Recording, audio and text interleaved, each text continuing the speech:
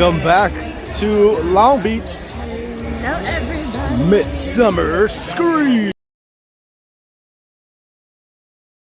Sorry, not sorry. Welcome everybody, bienvenidos. Welcome back. We are joined with a special guest, el único, the one and only, Art the Clown. How you doing, Art? But wait. I hope you're watching on the big screen. Oh, there's two of them. There's two Art the Clowns. Welcome, you guys. Okay, cool. Thank you, Andy, for the update. General admission is coming in now, so they're gonna fill up the entire room. Hi, Michelle. What's up, Ghosty? Hello, welcome in, everybody. How you doing, Sanchez? Bienvenidos. Sunday to everybody. Thank you for joining us. We are live from the Halloween Horror Nights panel. We have Michael Aiello, I hope I said that correctly, the Creative Director for Entertainment and Development, Senior Director for Entertainment and Development at Universal Orlando. He's actually going to be joining John Murdy today. John Murdy is the Creative Director for Hollywood. Thank you, Mia. The connection is perfect. What up, Kuzi? Yeah, Hi, thank Kuzi. God. We were totally not here last night.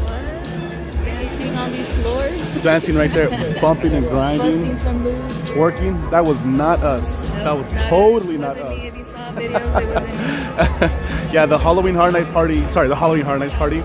The after party was in here. It was so much fun. They took down the disco ball already. Welcome, guys. Welcome.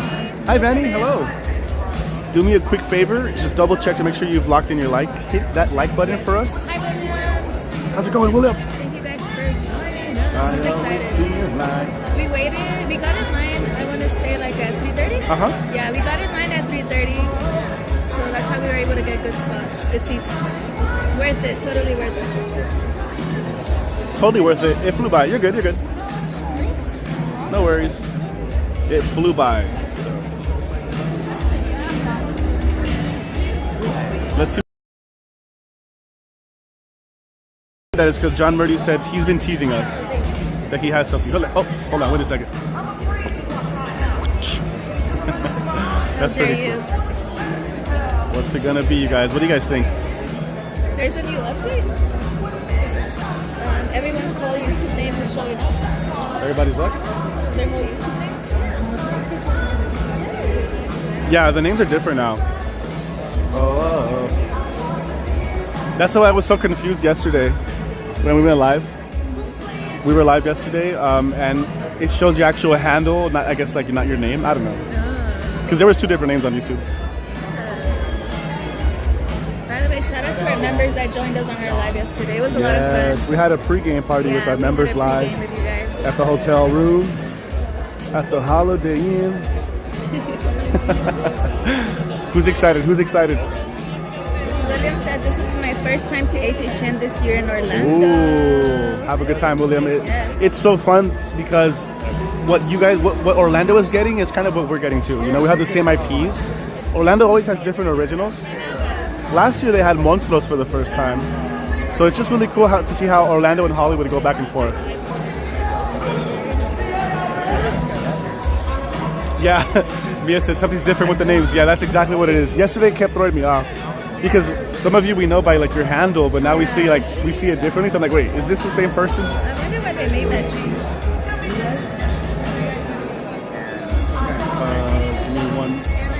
They were more organized this year for the general line. They said if you can't, you will get kicked out. Good. Scandalous. We waited. Totally worth the wait. Who's nervous? Who's excited?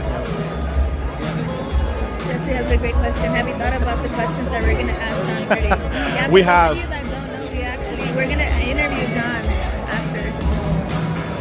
We're going to get to interview John and Michael after this. John and Michael. We're not going to do it live. We're going to record it. No, yeah. We're going to record it. But we have been thinking of a question. They're only giving us a few minutes. Yeah. They're only giving us we're getting ready. But we have some questions in mind. It depends what they announce, you guys. Stay tuned, you guys. We'll post it everywhere. Oh, yeah. Hi, Dee. Hi, Joe and Grace. Welcome in, friends. Hi, guys. Yeah, that's what we're expecting, Angel. I'm expecting them to go into detail a little bit. Like, oh, you know, this is what this character's going to look like. Like, maybe like Noche de Brujas, the scare actors. Like, what are they going to look like? What inspired them, you know? Things like that. So we shall see. Hi, yours truly. Aloha. They sent like a faulty audition. What's up, Marco? Did you watch the Slider show? We caught a little bit of it. Yeah. Yeah, shout out to yesterday and today. We caught a little bit of it. Shout out to the Decade Brigade. We've seen them before. They're really good. We heard someone got proposed to after the Slider show. Yeah, our friend was telling us that. Yeah, we didn't get to see it, but our friend saw it. Ooh, the Dodgers swept the San Diego Padres, right?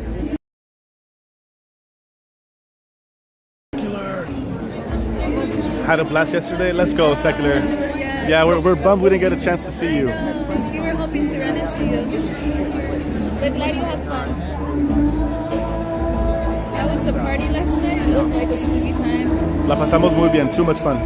A lot of fun was had. Crystal was breakdancing in the middle of the circle. She did the handstand and a backflip. I think so. It was so much fun.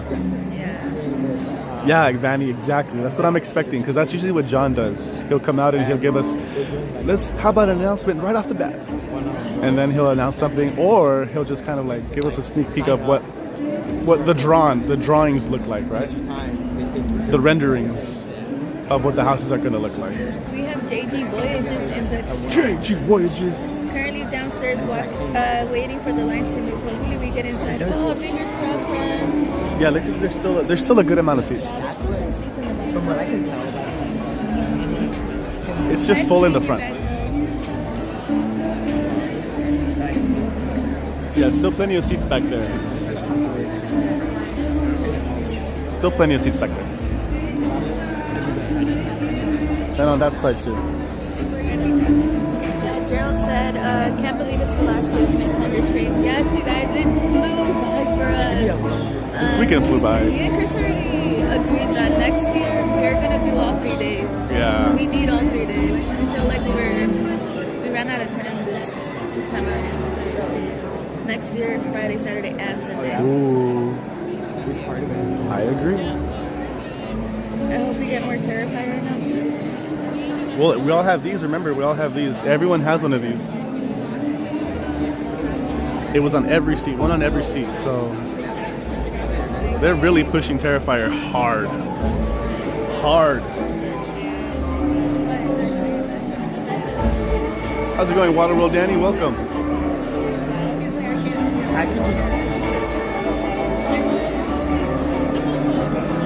This was us last night at the party. In here.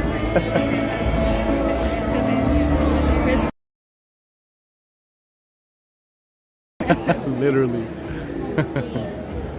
If you put music on, I'll dance. She starts with her toes, and then it moves up to the knees, and then the head bob and the shoulder. Who's going to Halloween Horror Nights this year? Give me a thumbs up if you're going to HHN this year. HHN 2025. It's going to be one for the books. They just said that there's only single seats now. Single seats?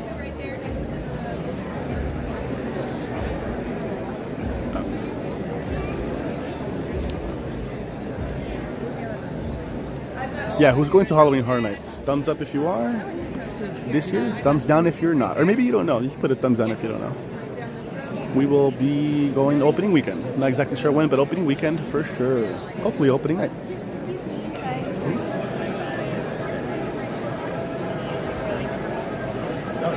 Ooh, everyone's going. Nice. What's up, Daniel Storm? Careful with that thing. Gio and Grace, which one did you guys enjoy the most? And then which one was the goriest one? Because we haven't seen number 3. We still have to watch Terrifier 3. Angel said on October 11th. Ooh, that's when you're going? Nice. October's a good time to go. Everyone's in full spooky mode. Yeah, it looks like Daniel's going and Manuel's going. Neil's gonna go. Secular, Celeste, D, thumbs down. D, you couldn't convince Sheila? D, just tell Chilo you're gonna go to Michael's to get some knitting stuff, and then you just show up to visit Michael Myers. You didn't say which Michael. What the heck? Michael Myers instead of Michael's. Manuel, thumbs up. Our friends Drew and Grace are going to be there. Yeah. Ooh, William said I'll be doing RIP, so we're going to have an amazing time here.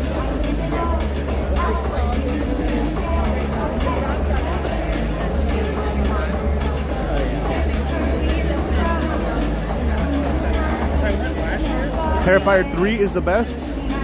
Says Secular. Okay, we're looking forward to watching it. Yeah. What's up, Joseph? We have to watch the third one. What's up, Ernie? Hey, brother. It was nice seeing you yesterday. Nice seeing you guys. Thank you so much, Ernie, for saying hi. I appreciate it, man. Hope you guys enjoyed. Hope you guys.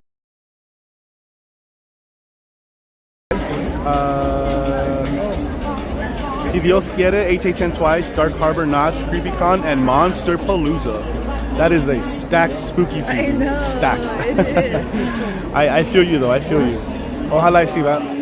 Si Dios quiere. Heavy on the Si Dios quiere. You can do it.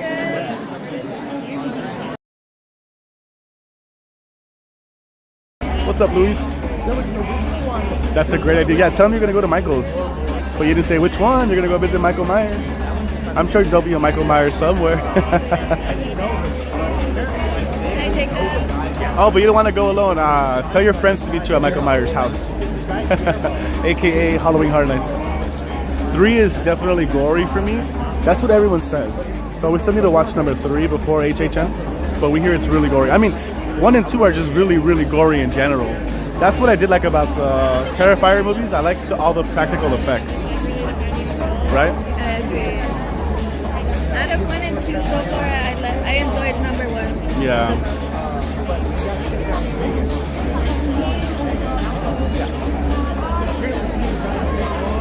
We both feel like the first one was the best, strictly based on how enigmatic the characters are. The combination of 1 and 2 is the best. 3 has some tough parts. Okay. Got it. 3 is definitely my favorite. No way. Okay, we're gonna have to make time for it for sure. Terrifier 4. Hopefully they make another. I mean, yeah, we need to. Wait, didn't they say they were gonna make another one? They were gonna dive into Art the Clown's. Should I show them what you got me? Yeah. You guys, let me show you what Chris got me earlier, since we have time. Are you guys ready for this?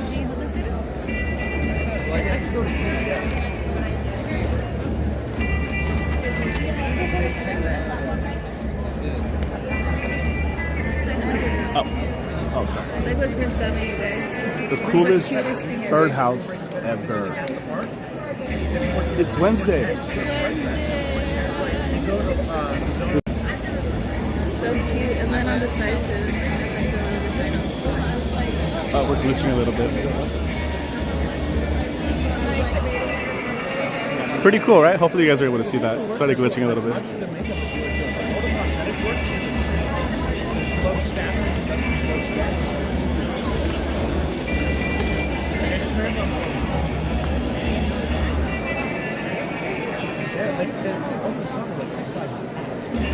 Yeah, it's someone makes them. They're bird houses. They're not for birds though, but they convert bird houses into like themes. Yeah, she had so many. So Crystal really wanted something for our bookcase.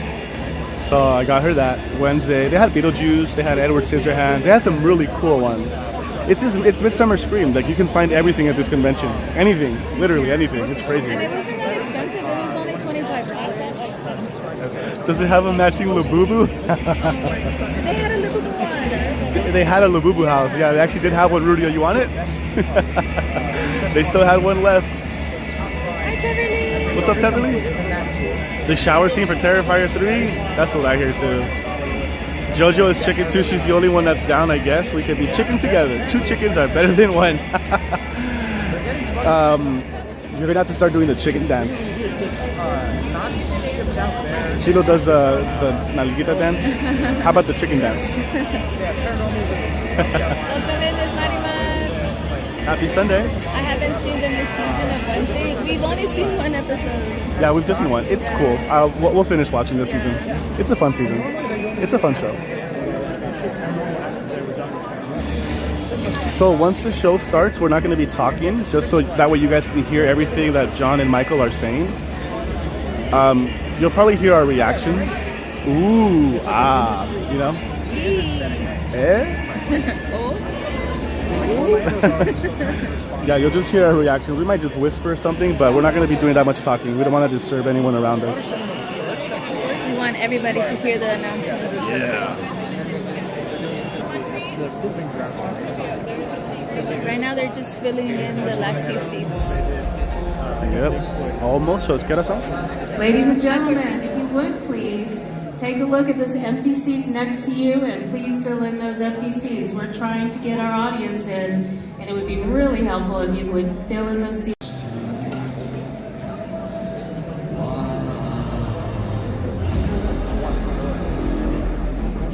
When there's the interview, we're doing it after in a separate room.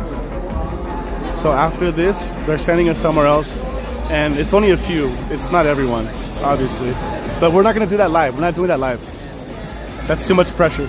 Yes, make sure that you show some love, you guys. We'll drop it When we separately. post it, yeah. Separate video. You'll see it everywhere. We also we worked on a vlog, so you'll see our experience from this weekend. Yeah, this Midsummer Scream was busy and crazy in a good way. Oh, you're going to Horror Unleashed next week? Oh, I hope you had a good time. Nice, Angel. They got it down. Hopefully there's no so cool. Just plan it. Well, I guess just make sure the houses. So what they do is they close some of the houses for a few minutes, just so you can people can move around. So just keep an eye on that. But Horror Unleashed is so fun.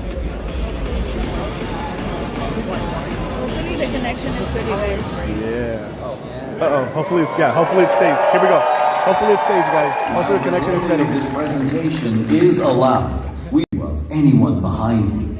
Thank you for your cooperation and for being considerate of those around you. Enjoy the show. Please, welcome to the stage the founders and executive team of Midsummer Scream. Executive Director, David Markland. Producer, Claire Dunlap. And Creative Director, Rick West.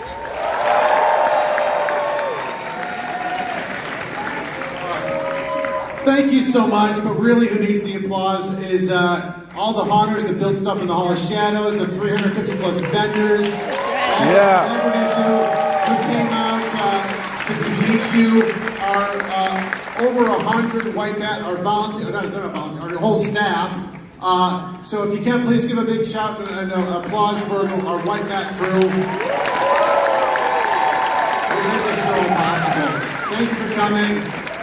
Again, I said this at the beginning, I'm still biased. I think this was our best year yet. I'm very proud of it. And so thank you for everybody who was part of making this event, and you guys, of course, for coming out. Of course, we never rest, so we're already planning next year. When is it? And I'm not allowed to tell you, but we already have plans for next year, so we're really excited about them. What are the dates? But if Anthony back there who's donating can throw up the dates for next year. August 7th and 9th. Through 9th. Oh yeah, a week earlier. So we look forward to seeing you next August here back in Long Beach. Thank you. August 7th, 8th, and 9th. Oh my goodness, look at this village. Yay. Thank you guys so much for coming out. Thank you for all your support. And you are just such an incredible crew of people. We have had such a wonderful weekend, and that's all thanks to you as well. Our crew, we really appreciate.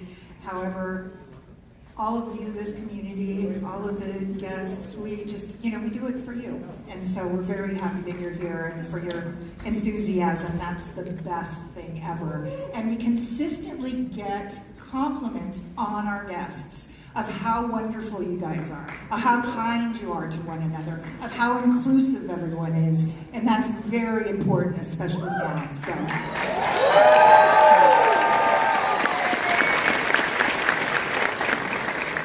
And even though Gary couldn't be with us here for the closing, he did want to do a shout out to Anthony and Jim Call, who are our lighting and AV techs.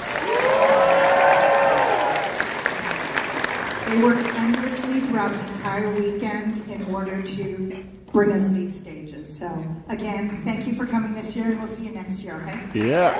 Thank you to all the hard workers. 8 years ago, we made a pact with you. So I ask you, Long Beach, did we do you proud? How about those vendors? How about the panel presentations? How about that Hall of Shadows? Yeah.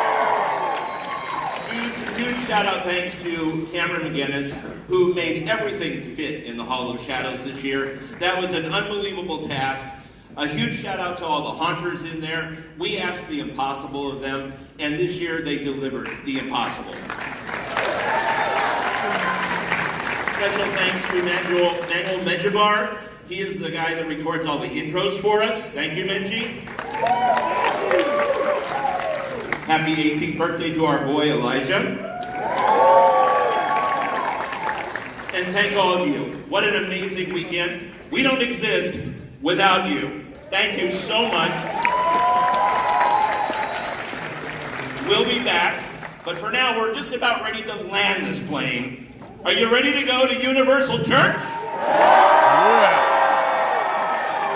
I need Orlando to hear you. Are you ready for Universal? I need Ireland to hear you. Are you ready for Universal? Thank you, Midsummer Scream.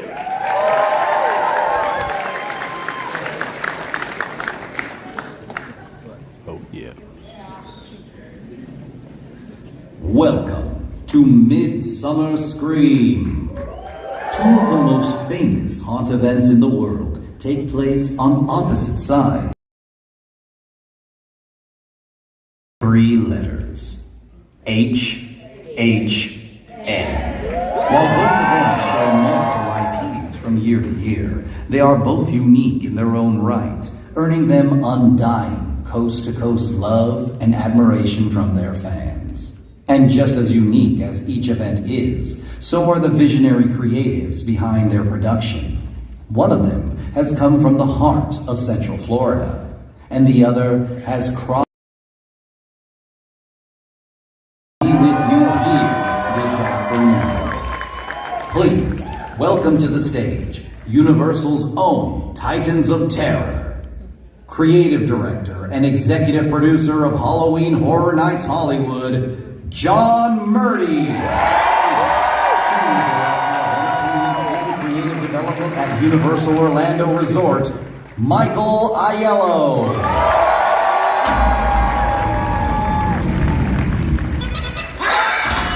The power went out.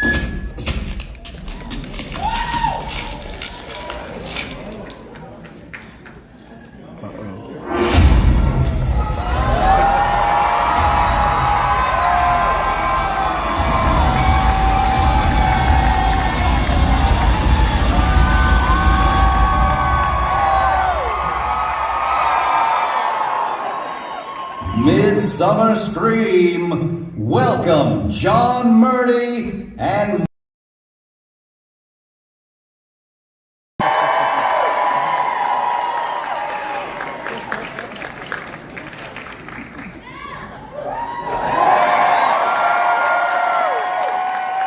That was cool. That was cool.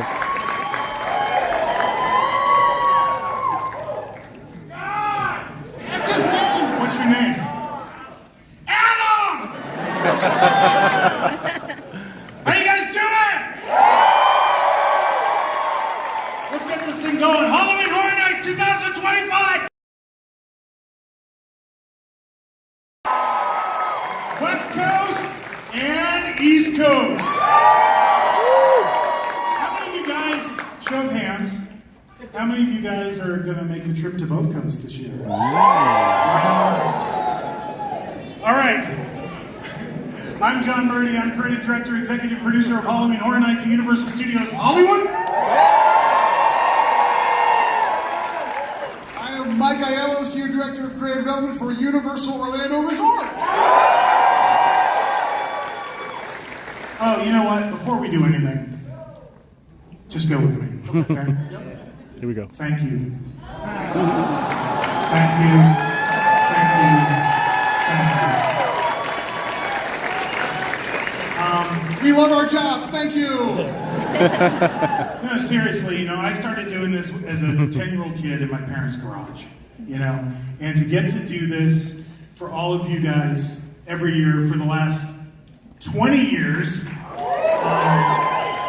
that's just something I couldn't imagine when I was a kid. So thank you. I'm so excited to be here on the West Coast with you all. I loved walking the floor, seeing all the sights here. This is an amazing convention, absolutely amazing. I think last time I was here was 2019. Yeah, it's been a few. Yeah. So I am thrilled to be with you all today, and thank you for welcoming me. Okay.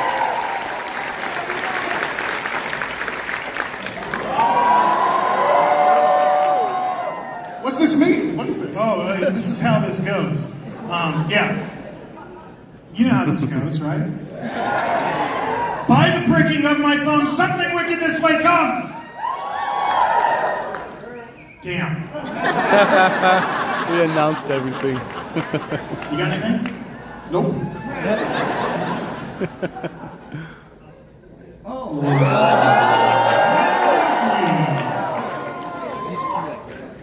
Hold that thought. Okay? We'll get to that. Earlier, we solicited questions on X for our fans to ask Mike and I. But, before we get to that, we're going to answer a lot of your questions today. We've got some surprises in store for you. But we thought it might be cool to let you guys be the first people to see the HHN 2025 commercial spot. Would you guys like to check that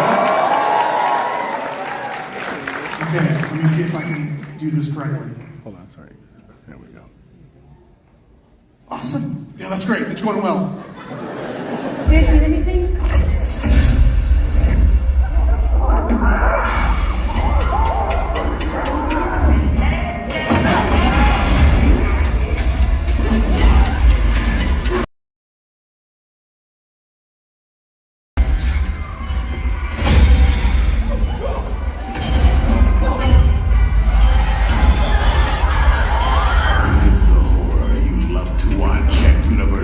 Halloween Horror Nights. You guys liking the lineup for 2025? Heck yeah. I think this is our best lineup since 2016, honestly. Ooh. And we can't wait for you guys to experience it in for you, sooner, right? Very soon, very soon. What are you doing here?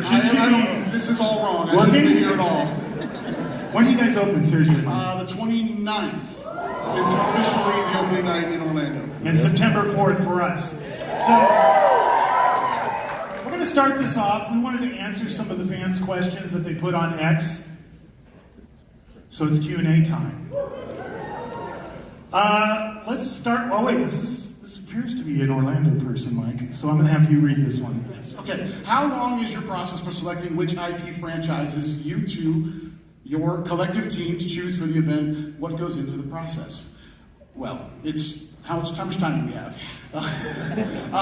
Honestly, like the IP franchise process isn't just John and I. It is a massive team of people. We work with not only our insights team to kind of study what people are enjoying out there in horror pop culture.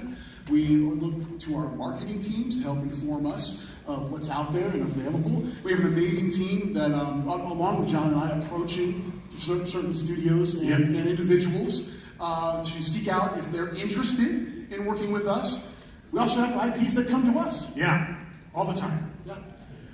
So we actually start that process in March. So March of this year, Mike and I and a bunch of us would sit down in a room and start thinking about, okay, what do we want to do for HHN 2026? And we'll be doing a whole lot of that this week. That's also why I'm here. Don't follow us. All right, next question. How much do fans have impact on making creative choices for Halloween Horror Nights every year, like acquiring specific IPs for the year? This is from SoCal Tall Guy. I didn't shout out the last one. You guys know SoCal Tall Boy? Tall boy. And I would answer that question with Exhibit A. Everybody wanted it. They've been asking. Seriously, like, ever since the first Terrifier film came out, we've been keeping an eye on this franchise. And I don't know for you, Mike, but for me, like, I judge it by the t-shirts that, that people wear to, like, events like Midsummer Scream, but also, of course, Halloween Horror Nights. And I noticed after the first Terrifier came out, I was like, oh, cool, what's that? You know, I was checking out people wearing Art the Clown t-shirts. And then when the second movie came out, there's a lot more of you. And then last Halloween, I was like, oh yeah, this is the time. And the same thing's true of Five Nights at Freddy's. For years. So honestly, this is for you guys. I mean, we sat down this year and we went, number one, Terrifier. Check. Let's go talk to Damian Leone and Phil Falcone. Number two, Five Nights at Freddy. Check. You know, we really curated the slate with our fans top of mind, no question. Yeah, and I think like Five Nights, we knew if we were going to say yes to this, we had to do it right. If you're going to see those characters, they have to look identical to how you see them in the film. And in the franchise. So the only group we could have worked with was the Jim Henson Creature Shop. They created. Remember a couple of years ago we did Blumhouse Behind the Screams, and we did that prop display? That was the moment that for me was the light bulb moment, was walking in there when we had those creatures on display and going, first of all going, damn, that's like 8 foot tall. And then going, oh, if we ever do this, we gotta have Jim Henson's Creature Shop do it. So we've been working with them for like over a year, right, Mike? We've been on this for a long time. And last week in Hollywood, they started loading in. Yeah, let's go. All right, you want to take this one? Yeah, sure. Do you struggle to bridge the gap between pleasing old school classical horror fans and younger game-friendly fans when choosing this year's HHN houses? And that's from Blue Flyer Dr. 44. I just have one question at this juncture. Was Blue Flyer Dr. 43 taken? Are they here? We'll never know. Okay. Exhibit B. Yeah. Yep. Yeah, that's something we intentionally, when we're building the slate, we're looking at that specific thing. We always want to have properties that appeal to the hardcore horror fan that loves slasher movies. That's why Jason Universe is a perfect fit for us. But we've started getting into video games. Way back in the day, Silent Hill in Hollywood. You guys did Resident Evil, right? Resident Evil, yes. And then a couple years ago, we joined forces on The Last of Us. Sure did. In there last week with the creators of the show. And it's still like we're just getting into props and dressing. That's going to start rolling through this week. But just to step into the vault, oh my God. Are you guys excited? Yes, let's go. It's amazing. It's some of the craziest stuff we've ever had to do, but it's going to be incredible. Yeah, well, and it checks all the boxes that we need for what we feel will be a great haunted house. It has diversity environments. You've got the fallout shelters. You've got the wasteland. Diversity in characters. We just installed the T60s into the house just this week. Dang. And I said T60s. Ours are in the mail. Ours are coming. We're waiting. But again, it checks all of those boxes. And honestly, like being able to work with Amazon for the first time, we've never really partnered with them before. So we've got a new company that we can collaborate with, which is really exciting. All right, next question. Has any of Universal Orlando's Halloween Horror Nights icons ever been to Universal Studio Hollywood's Halloween Horror Nights? And this is from Sergio Torres, AR7. Time for a short history lesson. Take out your notepads, everyone. Here we go. It's a tradition. We might as well get into this. Yeah, the answer is yes. Way back, the first year I did Horror Nights in Hollywood, 2006, we featured the director. Anybody here that like saw that event in 2006? Oh wow! Okay, I'll tell you a quick little funny story. So we wanted to film some stuff with the director, kind of like viral, like, you know, well, it was before viral videos really in 2006. We wanted to shoot something from the tram POV, so I put a camera crew on the tram, and I got a good friend of mine who was the lead singer in a band at the time called the Graveyard Farmers, and I said, hey, just, you know, over by kind of like the Bates Motel, this kind of wilderness area in the back lot, I'm like, hey, just when the tram goes by, just come walking out of the woods, you know, dragging a body. But I didn't tell anyone I was doing it. Don't recommend that. Security. And we also featured Jack the Clown. He was the icon in 2007. Bit of trivia, by the way, on the director.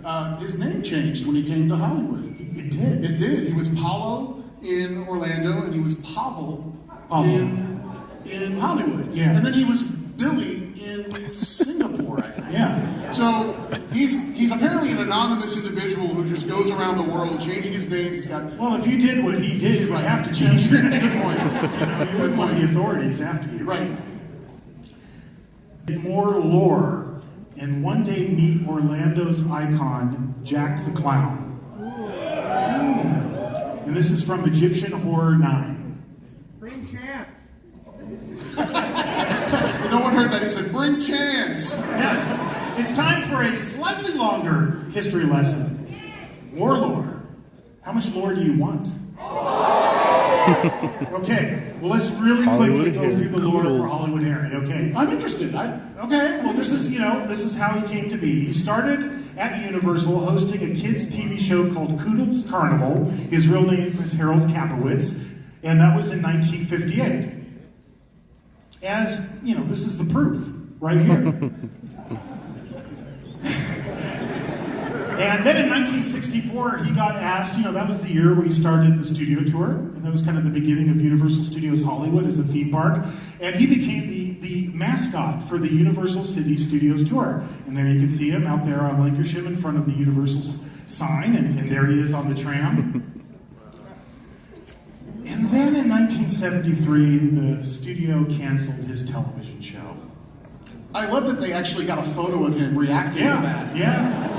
Thank you, Parkinson. And they replaced him with two different icons. They replaced him with Frankenstein Jr. in 1973 and a gorilla holding a camera. Fair trade. I didn't make this up. This is real. This is really like, I was a little kid. I first came to Universal in 1972 with my family, you know, and Frankenstein Jr. was the icon of Universal Studios Hollywood and a gorilla holding a camera. I see new icon. Think of the possibilities. Chinese theater, you know, trying to charge people for autographs, and this went on through the 70s and into the early 90s, but then he started getting all sketchy. And eventually security asked him to leave the property in 1993. But he didn't leave. He just went up into the hills that surround the Universal backlot, and he's been living there ever since.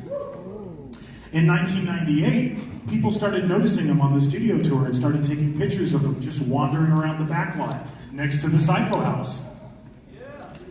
And, you know, at that time, the internet started coming alive, and they started filming all these videos of Harry sightings, and they gave him this name. They gave him the name Hollywood Harry, and he was born in 2016. He hasn't been back for a while. Should he come back? Yeah! Should Jack the Clown come back? Yeah! File that away. All right, Mike, you take this question. All right, how did you and me format the storyline for the Wyatt 6 Haunted House attractions in Orlando and Hollywood to be all in Bray Wyatt's mind? And was there any creative input from the, in real life, Wyatt 6 faction? From @Skywalker Brian. Shout out, Brian. Yes. So I am so excited that we're doing this year. And I know when it was first released, there was a division. It was like, huh? Like, there were a lot of people who were like, what? Wrestling? Are you kidding? And I'm saying, no, I'm not kidding. At all. What was that? She wants me to body slam you. You're ruining the end of the panel. He's going to throw me through 6 tables. Now, this relationship really started, I actually knew Bray Wyndham. We exchanged messages. He went to Horror Nights in Orlando all the time. And we exchanged a lot of messages, talked a couple times, and we talked about the possibility of something like this someday. And you know, he had portrayed all these amazing characters. And horror and WWE have been part of their makeup for decades. In fact, Horror Nights in Hollywood. Yeah, before my time, we featured The Undertaker in a haunted house. So we talked about this, and then unfortunately for those that are aware, Wyndham, he passed away. And a year ago, June, his brother, Taylor, Bo Dallas, also Uncle Howdy, debuted a brand new faction that was inspired by Bray's characters and his storylines. And they kind of rejuvenated the Wyatt name in WWE programming. They're a horror faction. They're every bit kind of Rob Zombie textures that you would find in any horror film. And if I remember correctly, after that debut, you sent me an email. Yes. And you're like, check this out. Yes, yeah. Because that night, one of my good friends, Marty Miller, he's the vice president of live TV for WWE. I literally called him after they made their debut. And they did this amazing single camera push into wherever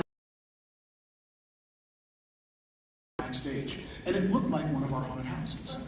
And I called literally that night and said, we need to talk. And we got the ball rolling. And that's when I emailed you. Yeah.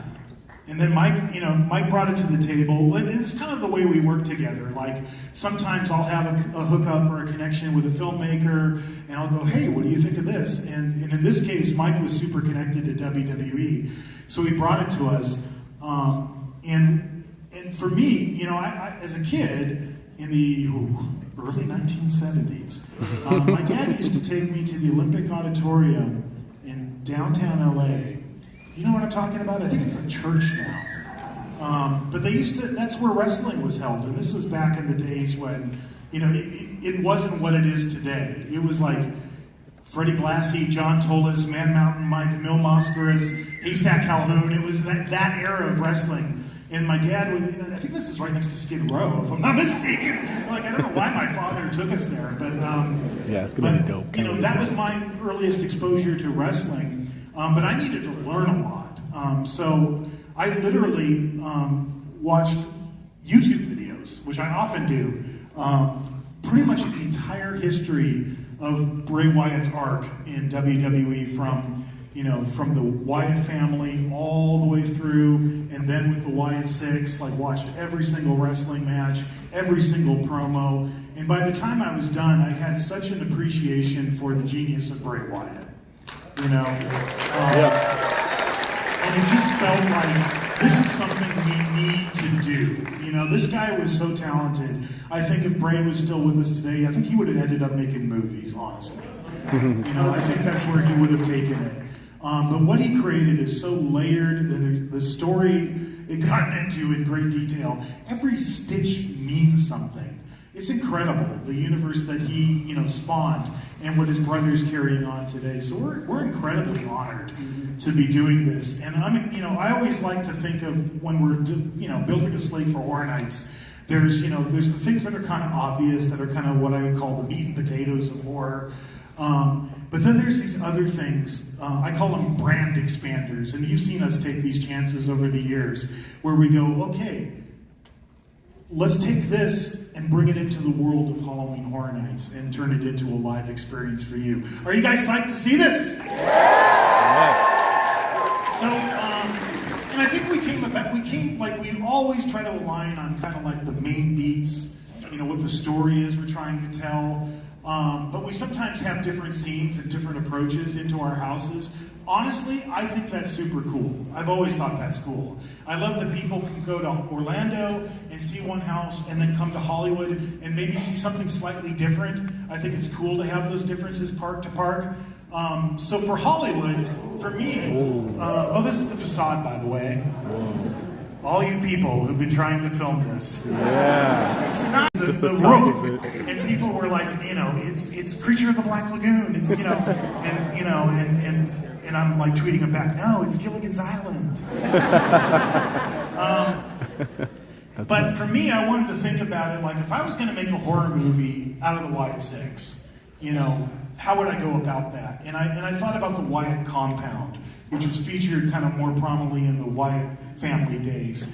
And I thought, like, I want that to be the entrance into our experience. And in a lot of ways, this is like an original haunted house.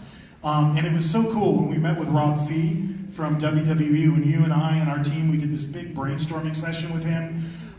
What I loved that Rob kept saying is like, you guys are the experts, you guys are the experts. He really welcomed our own creativity into the process. So we tried to approach it as if we were making a horror movie out of the Wyatt Six characters. The beginning is going to be the Wyatt compound. It's kind of the bookends of our experience, but I'll point out just two things. You see that side profile shot elevation? You see the rocking chair? Yeah.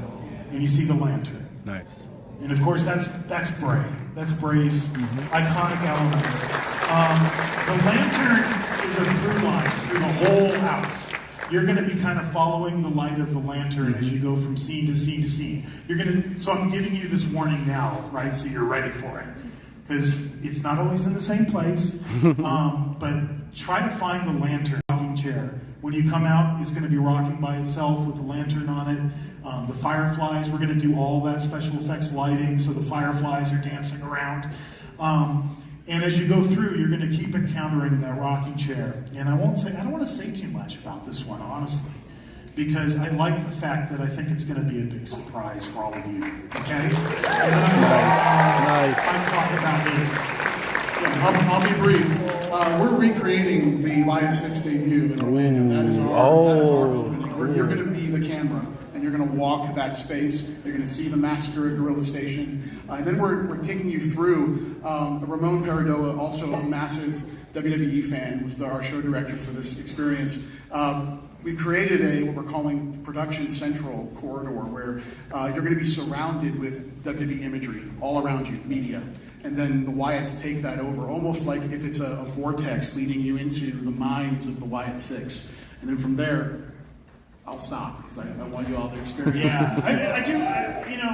I know a lot of times as fans, you guys are like, you need to know everything, and I always think about, like, were you the kids at Christmas that just, like, found where your parents hid all the presents, and you opened them all up, saw what you're going to get, and then wrapped them back up again? I did that one Christmas. I found my parents where they hid the presents, and I was so bummed that Christmas when I came to Christmas morning. So I think something should be a surprise. It's going to be emotional. So you'll be surprised. That is an interior shot of the house. That is not WWE. That's us. That's crazy. Let's do it. That's crazy. That's so cool. Oh yeah. There's this too. And again, Bo Dallas, Uncle Howdy, Taylor. He has been so gracious with us and so supportive. He actually, we wrote and created brand new content for the house. And Uncle Howdy has new content specifically for this experience that we shot. Nice. Yeah, and we're going to feature that in the queue line when you're waiting in the queue line for us as well. All right. How do you write a house treatment? Is there any technique that you use while writing all houses? And this is from HHN House Hunter.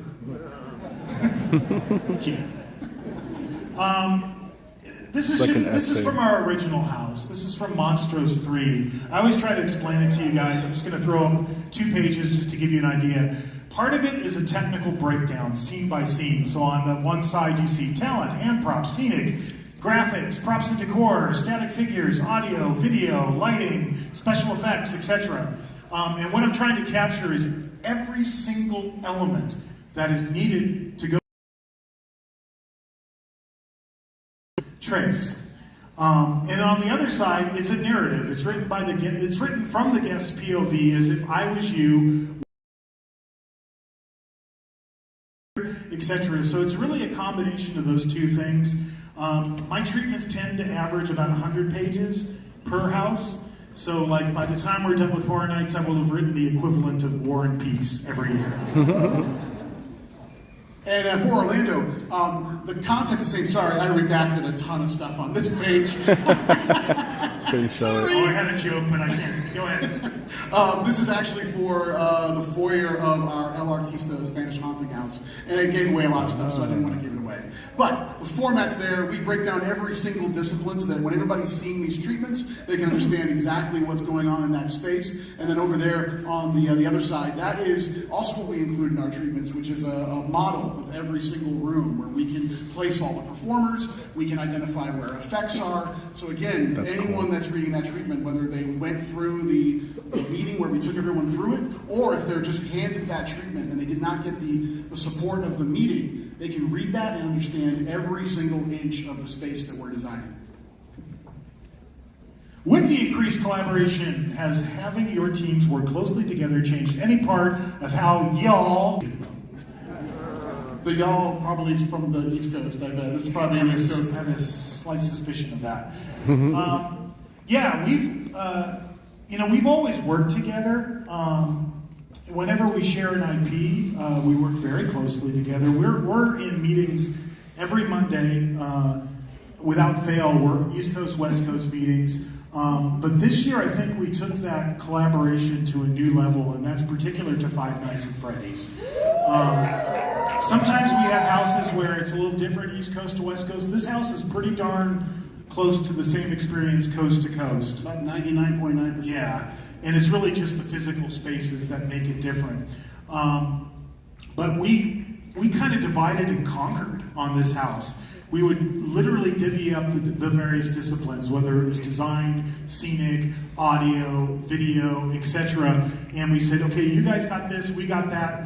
And it's the first time we've ever done this, but we really collaborated in a much more intense way across the board on that particular house. Yeah, 100%. I mean, I think we learned a lot about each other's process, even more than we had just kind of working in meetings together. Our teams were working closely on design, which really hadn't happened before. Yeah. And it was an awesome process. We learned so much about each other's teams, and I think it really brought everybody really close together too. Yeah, it's we can't wait for you guys to see this house. This is something that we've, honestly, like 5 years ago, if you would have said the same thing, hey, why don't you have done Five Nights at Freddy's before? I probably would have said it's impossible. But it was really that moment of being in the lobby when we did Blumhouse Behind the Screams and going, of course, Henson, that's how we have to do it. That made this possible. All right. Can you share a moment that you had with the fans where you both knew you had created something special through your work on Halloween Horror Nights? From Movie Howler. Assessing the event, and people just coming up to us and saying thanks. We realize how much this event means to really what this event is about. Is we all want to escape to some place that is that warm. It's like that it's cool, but it's the most supportive, it's the most inclusive, and this happens to me all the time. I had like a dad walk up to me who came to Horror Nights, just finished his first internship for us, work history and Horror Nights, specifically going in the future from already. I mean, we just soft opened Horror Unleashed in Vegas. Yeah. It gives you a taste, it gives you a flavor, but we also want it to be unique, just like we want our Horror Nights events to be unique. That's very important for that application. And, on the East Coast, Epic, now has an entire Universal Monsters Land. Yeah.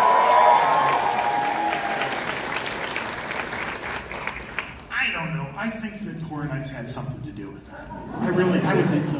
I think that what we've collected to life outside the event, and I think that's amazing and really, really cool. All right. Who is your favorite cryptid? Megatron G13. Time for a short natural science. Sasquatch or a Loch Ness monster that has been claimed to exist but never proven to exist, and that's from Webster's Dictionary. I grew up in the 70s, so mine is, Sasquatch because of the $6 million man. And, we tore down the ice tunnel years ago to build the Fast and the Furious attraction, but he's still out there. Look at that. And ours are Yetis. We love Yetis in Orlando. We love them. We've done 2 haunted houses based on Yetis. We love them. I've never been scared more in my life than in our Yeti houses. They're crazy. Those characters are nuts in there. I love them. All right. What makes Terrifier a perfect candidate for this year's Horror Nights at Horror Nights and Horror Nights Orlando from Just Warren 26608? You know, we could answer that question for you. Bring him up. Or we could ask the guys who made the movies. Yeah. All right. Jamie and Naomi, the writer, director, producer of Terrifier, and the producer Phil Belcotti.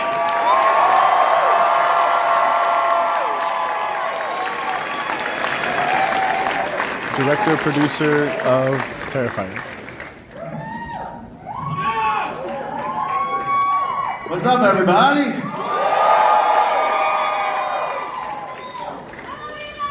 We love you back. Wow. So what was that? What makes Terrifier a good candidate for HHN? Yes. Why do you think Terrifier is a good candidate for HHN? Art the Clown. He's a fun, sick, sadistic, twisted son of a bitch. I think it's, even for me, I mean, this is sort of the first time I'm like in your shoes and I get to go in this house and be chased and taunted by... It's a different fear. You know, it'd be funny if we gave them real weapons for when you come through. What better way to go out, right? How about you, Phil? Why do you think Terrifier belongs at Horror Nights? I don't know. I've never been to Halloween Horror Nights, but I'm excited to be at both of them. I'm going to be in California and in Orlando. Check both out. As Damien has a horror house. He said, oh boy. He said, I hope I don't shit my pants in there. We'll hook you up, Phil. All right, well, what we're going to do now, since we have the guys who made the Terrifier movies, is we're going to do a little bit of a deep dive into Terrifier. Is that all right with you guys?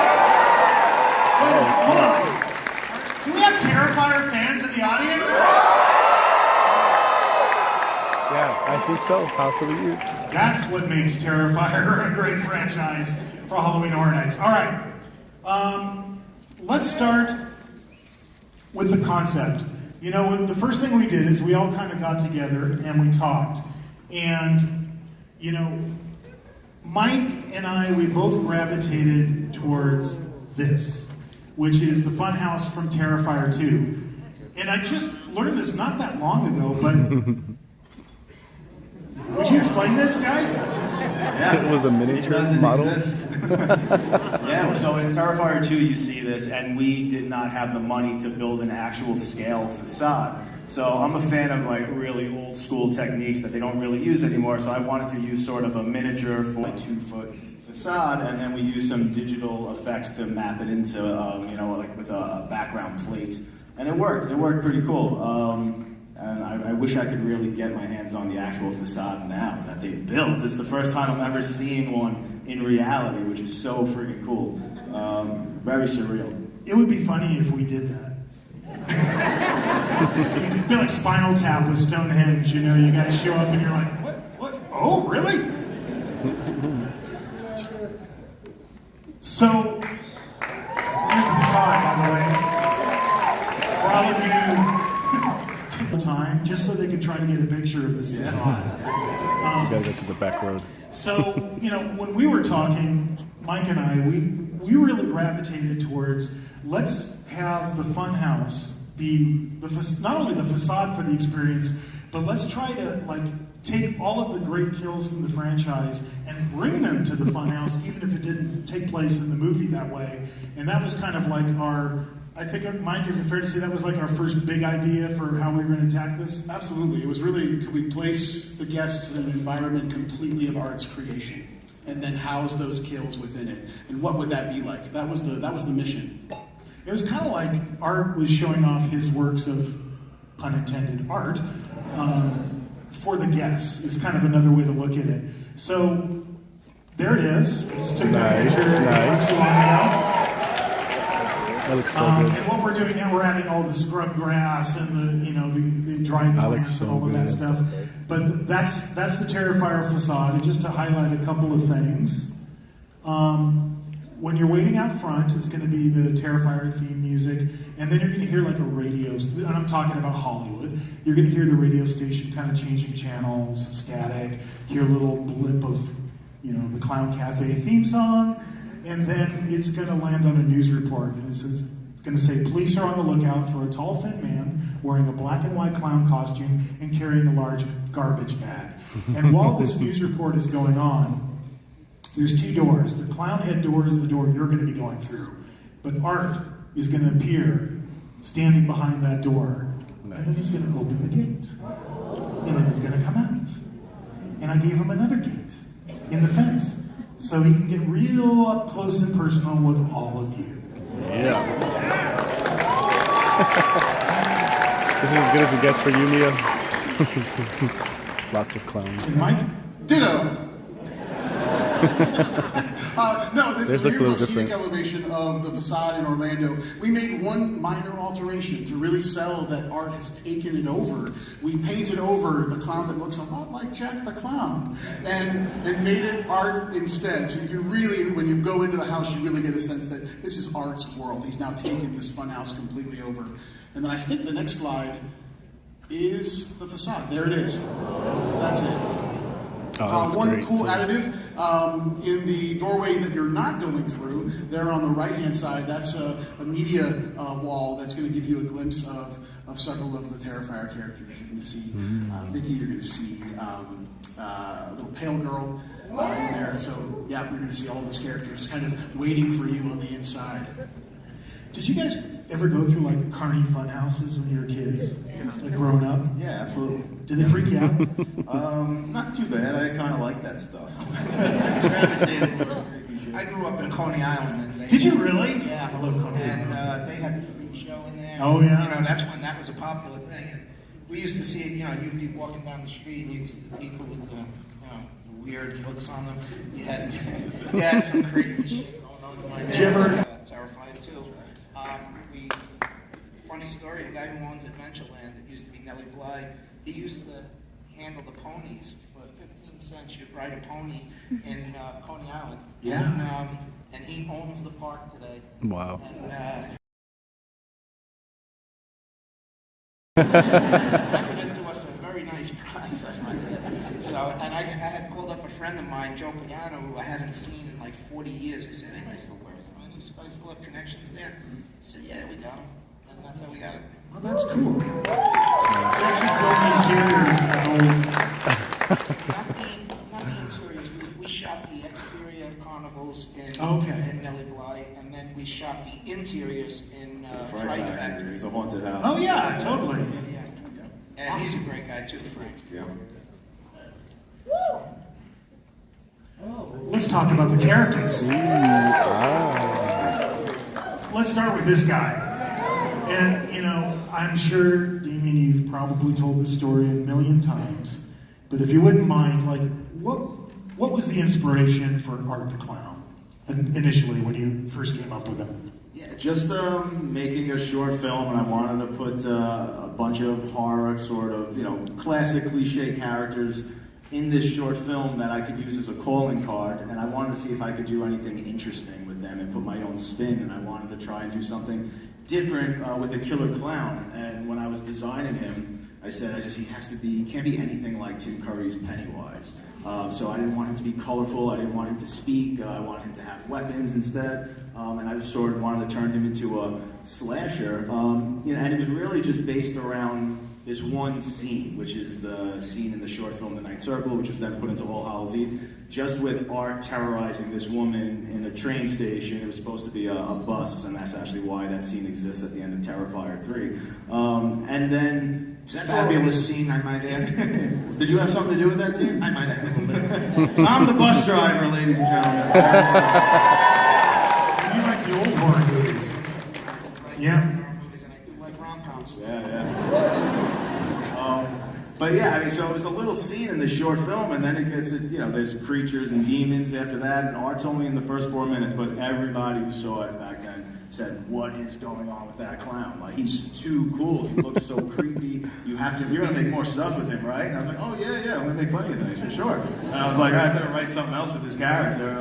So then I made another short film called Terrifier, which is also an All Hallows Eve. And that's when I said, all right, I'm gonna really turn him into a slasher now and see, what this guy's really about. And then that's when I sort of realized that there was something special. I didn't imagine it would turn into this, but I said, this character has something. There's a charisma there. There's something special, and I need to keep going. I need to get this character into a feature somehow. So that 20-minute short film, Terrifier, was sort of the proof of concept, a calling card. And it took years to try and convince somebody to give me money to turn that into Terrifier, the feature, until I met this guy right here, the only person to believe in me. Yeah.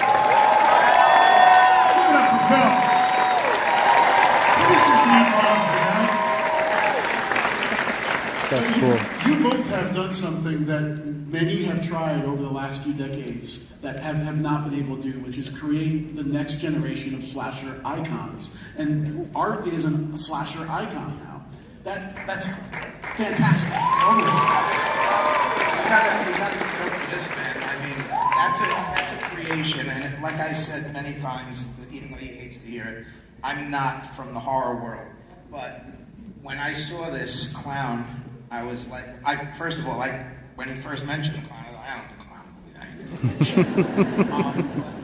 When you see it, I was like, wow, this is pretty fucking wild. And when we were done shooting Terrifier 1, I was impressed. I gotta be honest, I was impressed because I had just done a movie and it cost me a couple of $100,000, and we did this one for $40,000, and there's so much more shit in there. And I'm like, well, truthfully, I mean, if the house was more expensive, just so you know. Oh my God! Damn.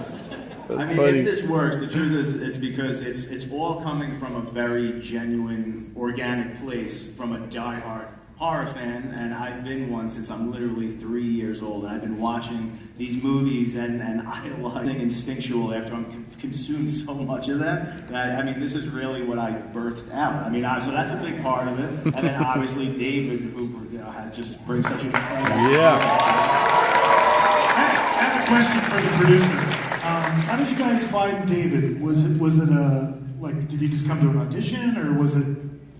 Well, we were looking for a new Dave. I mean, a new Art. Now we're looking for a new Dave. No, we were looking for a new Art, and the person we had that we did the teaser with, he couldn't deal with the lenses. Yeah, most people don't know that. Before we hired Dave, we had another actor. We shot a teaser for it, and this was after Mike Gianelli, because Mike Gianelli was the original Art the Clown in the short films and All Hallows Eve, but then he just didn't want to act anymore, so I had to replace him. And there was someone else that I'd been working with, and I was like, I think this guy could do a good job playing Art. And we filmed this teaser, but he has these really bright, striking blue eyes, and I said, that doesn't work with this character. You need to wear these black lenses, and we put the lenses in for the teaser, but okay, so we got to start again. And I said, let's hold an audition. We put it online, and then we rented an office in Manhattan, and we had people come in. And David, I've said this many times, David was like the sixth person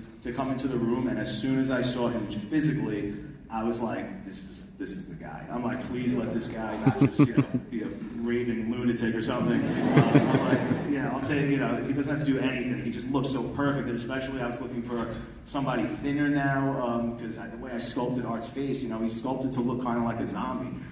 So I was like, he's going to be great. And then Dave didn't have any size or anything. He just knew he was coming in for a killer clown role. And he said, well, what do I do? And I said, I don't have any lines. I said, no lines. I said, I just need to see you decapitate somebody and have a very fun time doing it. Do it very gleefully. And then you can see his audition online. And he's like, okay. And then he just flips the switch and he goes into almost like what you see as Art the Clown right now. It's almost identical. Yeah, and fantastic. I knew right then it was going to surpass like what I was even looking for. And it was just Phil and I in the room, and then he left, and I turned to Phil and I said, are we really looking for anything else? I was like, that's the guy. So let's bring him back, put the makeup on him, and have right there. And that was it. Yeah. That's crazy. So, let's talk about Art. So we always do character illustrations. They're done by our in-house artist Lucas Colshaw. He's been doing these illustrations for years. You guys know his work. He's been doing it for years and years and years. These are just some of the iterations of Art the Clown you're going to experience in the House of Hollywood. We have our classic bloody art. We have art after he's scalped the woman and is wearing the hair. We have, and then this is kind of a combination of Orlando and Hollywood. But Mike, did you have anything on that? No, I was just going to say, I mean, it really is about the multiple ways we need to bring this character to life for a house that has to run, you know, the number of nights it has to run. You've got prosthetic versions, you've got mask versions. Again, you know, you're seeing two on the sides there, two new iterations of the character that our team's created with Damien's guidance. Yep. Let's talk about Vicky. Can you, Damien, can you explain like the character of Vicky, like where that came from? She's evolved. She has evolved, yes.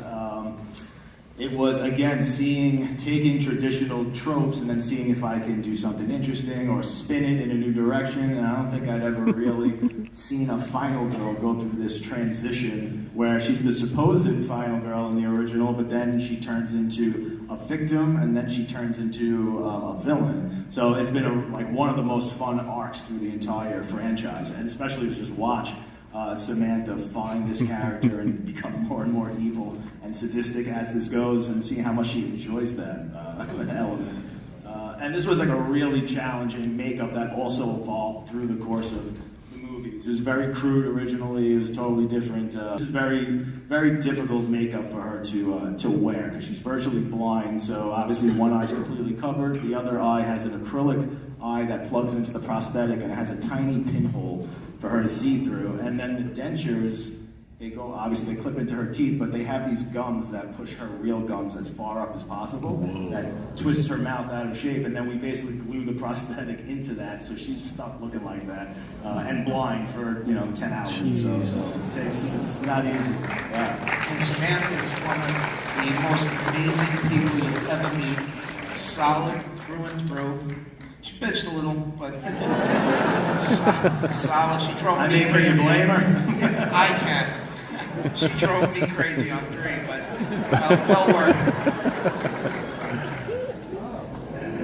And what you're seeing on screen right now, the character design, but also like the mask as it was evolving. Yeah, we haven't figured out the vision thing yet. We're gonna have to figure that out. I'm looking at it going, okay, where is she looking through? Vision isn't important. Just feel around. That's going to be terrifying. And then there's the little pale girl. How did this character come to be in the second movie?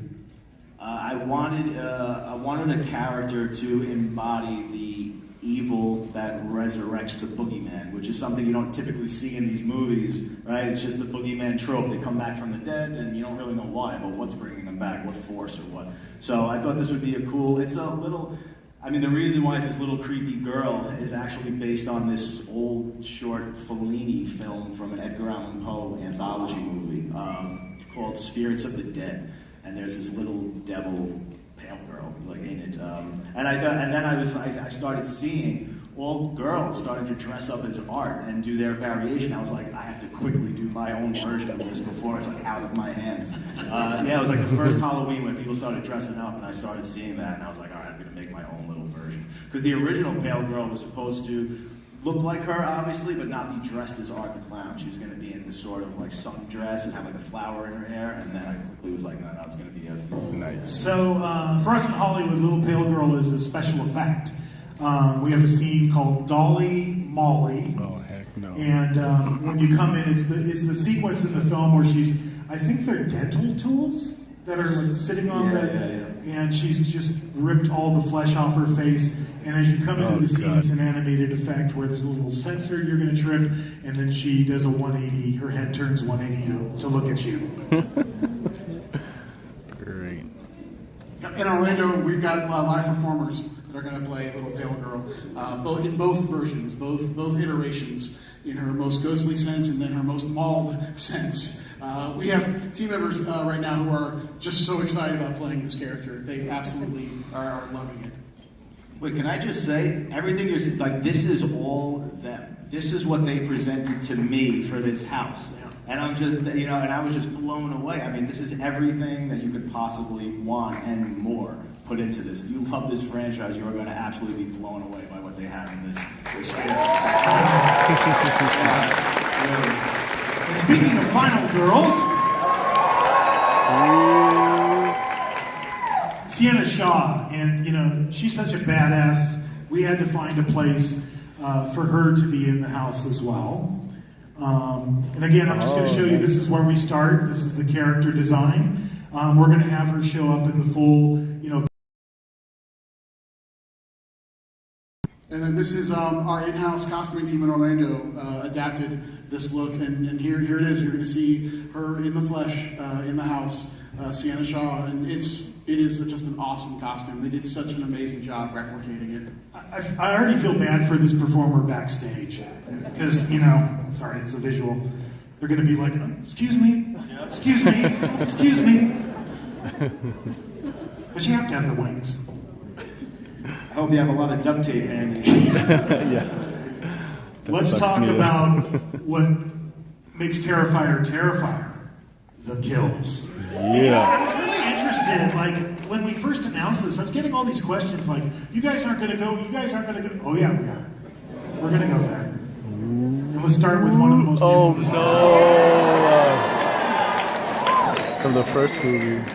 The hacksaw kill from Terrifier 1. Wow. What sick person thought up this particular kill? I wanted to see something I hadn't seen in a movie before. I hadn't seen that. Yep. Can't unsee it now. Don't look it up, you guys. Don't look it up. That was the entire idea. It was just I want to do something I've never seen in a movie before. Yeah, and it was well, obviously me and Phil did the makeup effects in part 1, so that was like that was something cool that I had in my pocket, was knowing how to do these effects and not having to worry about a ratings board or anything. We were so under the radar. There was a nice group of people who really enjoyed All Hallows Eve, but for the most part, nobody knew what this movie was or who this character was. And I said, if people are going to watch, why are they going to watch this movie when they can watch a $20 million Hollywood horror movie? And I said, we have to put things in this movie that they're afraid to put into their movie. And I said, I've seen a million slasher movies. I have to come up with something really cool that I haven't seen before.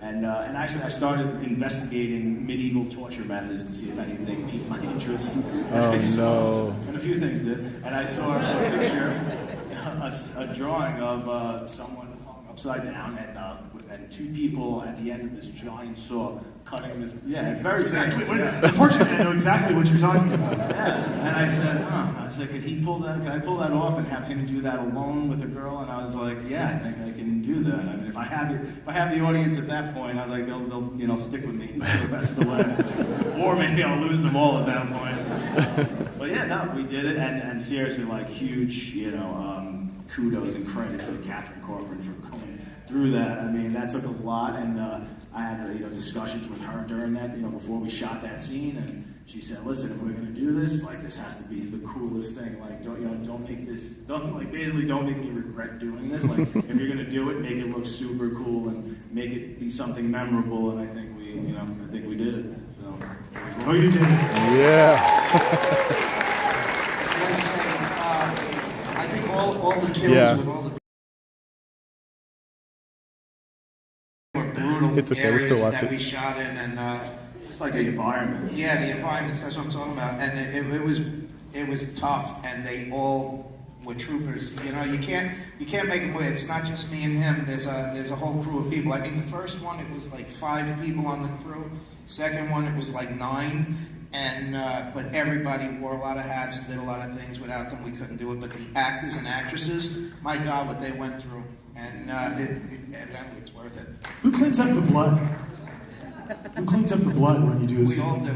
You all, like, literally all clean up the blood? Oh, literally. Matter of fact, I quit because I was mopping the shower scene. I'm mopping, and he's over there goofing around, and I said, the next person that walks through this fucking blood, and I gotta clean I'm fucking out of here. He starts laughing. I said, that's it, I'm out. Drop the blood and walk out. I'll post it. I have it, so. So what we're showing here, so we have a scene, it's called in Hollywood, it's called Silly Saws. And it's just all different kinds of ways that Art the Clown can saw people in half, including the classic kill from Terrifier 1. So this is the concept drawing we did for that kill. And of course you're going to be showered with blood. You guys are really freaked out about this, aren't you? I mean, you're really freaked out about this blood thing, aren't you? I get questions all the time. You're like, well, should I think about what I'm wearing? Should I bring a poncho? Should I, bring it on! And I'm just not going to answer it. I'm sorry. We just. So in this scene, we also have 2 little kids on a teeter-totter animated effect going up and down with their heads cut off.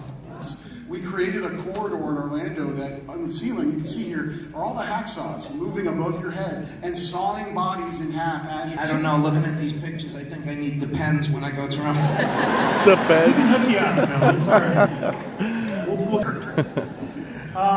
Oh, yeah. Allie's dad? Terrifier 2. You guys know what I'm talking about, right? Barrels of fun. Okay? Bleach barrels stacked up either side of you. Of the house. Here's some of the bleach barrels that are going to be spraying bleach all over you. I gotta go watch Terrifier 3. I can't wait till somebody hooks me up with a link where I could watch this in the northwest corner of Ireland. I'm like, really? Blow up Santa or? No, it's just how do you kill as many kids at one time as possible?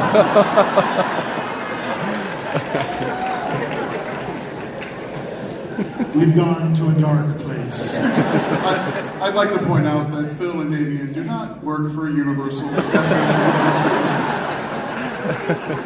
Thank you. Well, it's been a good 20 years of Horror Nights, but I think I'm hanging up after this. Chris Williams is my art director, production designer. Chris has been doing Horror Nights with me for 20 years. So this is him and his team, his art department. They've created that entire, Santa set. You're gonna go into Christmas, except all of the elves are, beheaded and disemboweled, and their intestines are stringing the Christmas trees, and their heads are the tree toppers. And then after you go through this, we're going to take you through this hedge maze of Christmas, and it's all the Terrifier, it's a Terrifier Christmas, all of that is playing, and it's just going to rain blood, so literally, we're just not giving you a choice, Dry path, what? No, just all of you go in the same place, and of course, Santa will be attacking you with his chainsaw the whole time. Yeah, ditto. I mean, we're doing exactly what John just described. Here's the scenic elevations done by our amazing team back in Orlando. Manuel Cordero is one of our designers working on this house. A light maze there. You can see some of the bodies that are strung up. I will say, and this is a record. This house has the most bodies ever in a haunted house in the history of Hollywood. Oh, nice. That is a fact. Cool. That is a fact. Yeah, there's a lot of dead elves. Well, in some ways, it's kind of like our revenge against Christmas. I don't know about you, Mike, but when I come out to LA every year, and you go to Home Depot and you're like, oh yeah, look at all this Halloween stuff. Last year, I was trying to find a costume for my kids because they came out for Halloween. Party Christmas, and it was not even Halloween yet. And I thought at that moment, if I can get my revenge against Christmas, I'm going to do it. And luckily, your film, when I saw Terrifier 3, I was like, oh, perfect.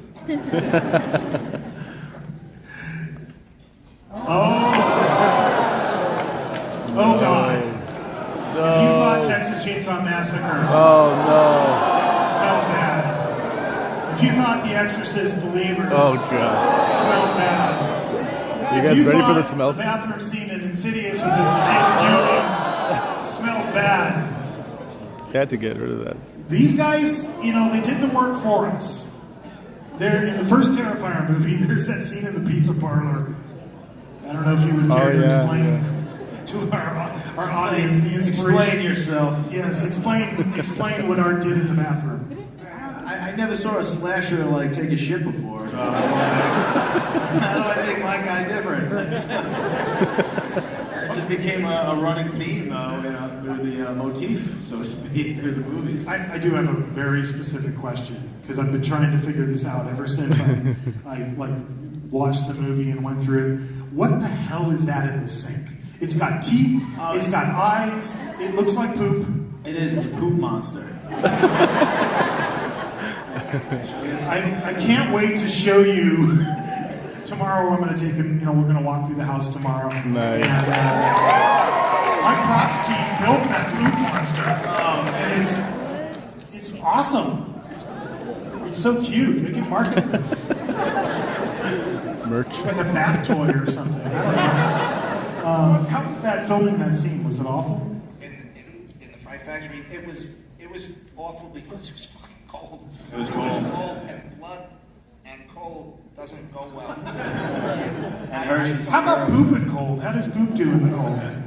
It's chocolate, it's not something. I'll tell you what grossed me out was when we shot the pizzeria scene with the shit.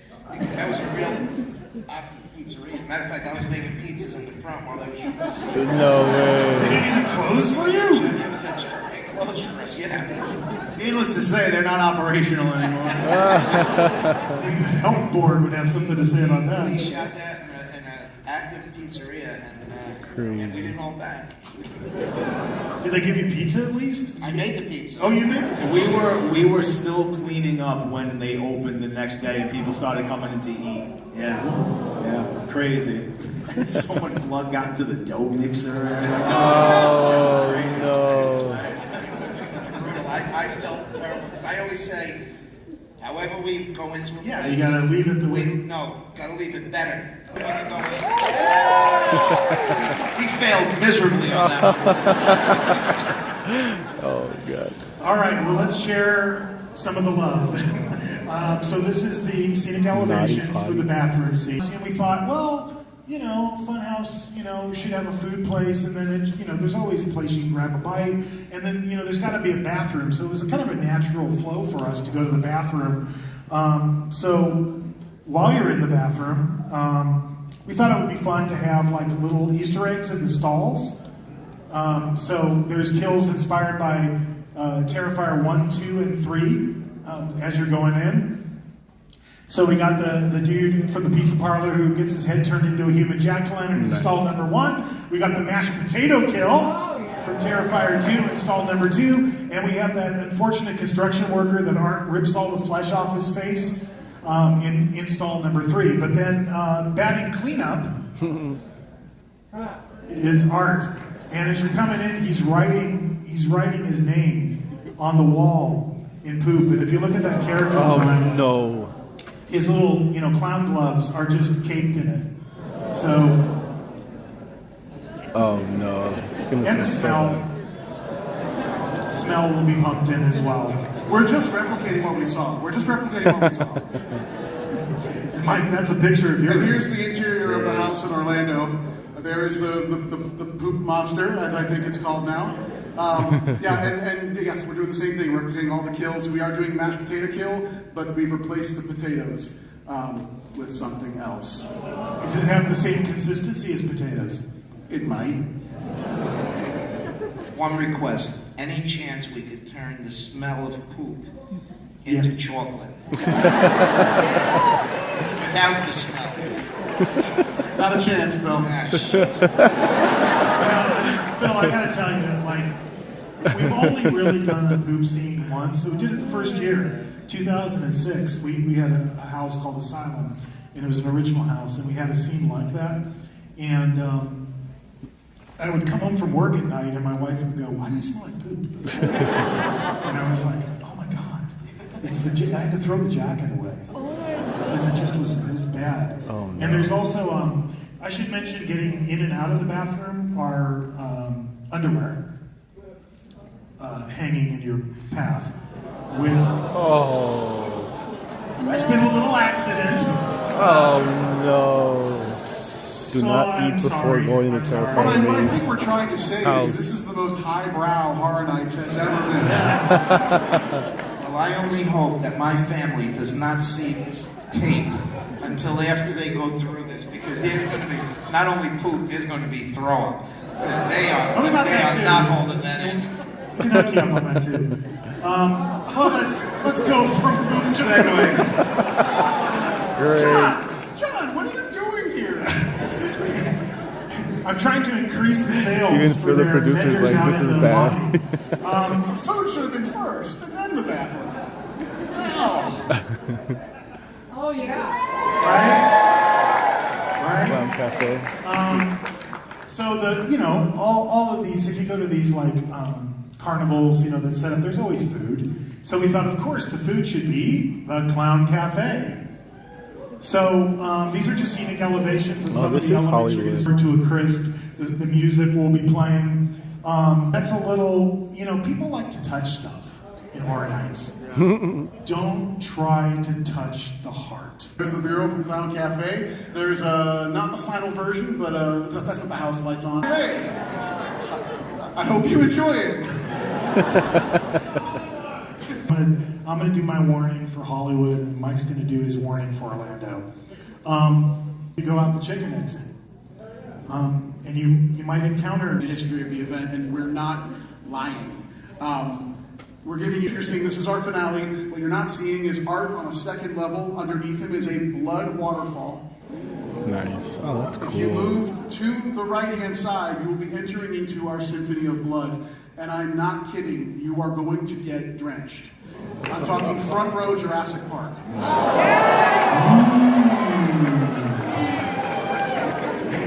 But you have a choice. You have a choice.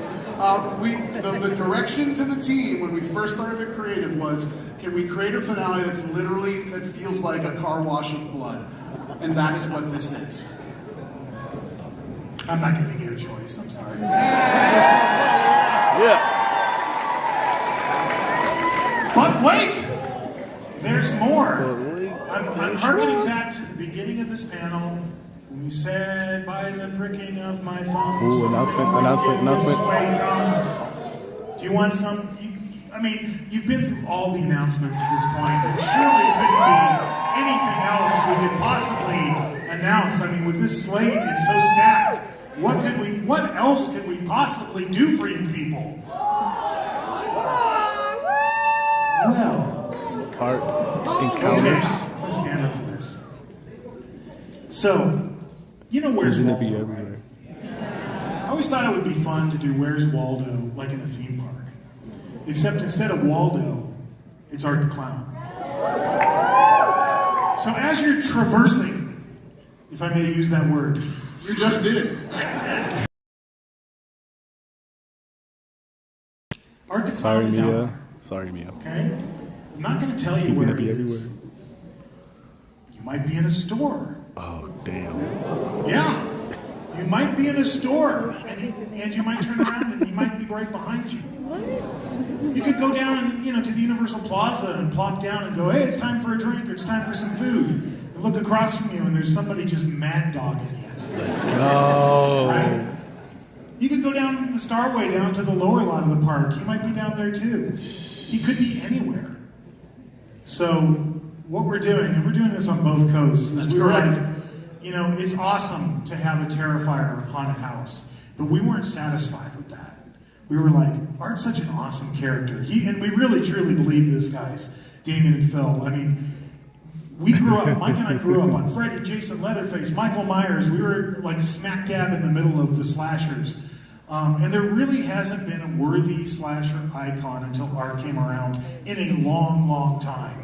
And we want to pay tribute to that as much as we possibly can. Nice. So, these pictures up here, they're kind of suggestive of what you might see in the park. I don't know, Mike, if you want to add something else to this.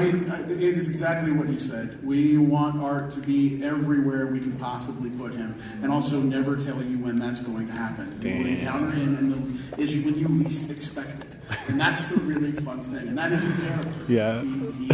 He's predictable. Yes. I can't believe this is actually happening. But on top He of might that, be in your car. stay away from that. We don't like this, and it's like, well, then it's not really Terrifier anymore, I again, if it wasn't for the fans, we're not here. Yeah, that's cool. Yeah, that's cool. Yeah, that's cool. So they were doing the right thing here.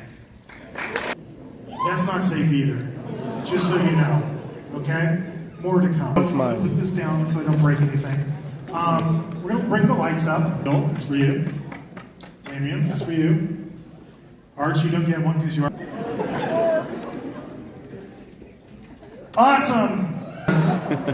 Well, you guys, if you want, Thank you, we're Mira. going to give away Thank you some guys so tickets. much. Thank you.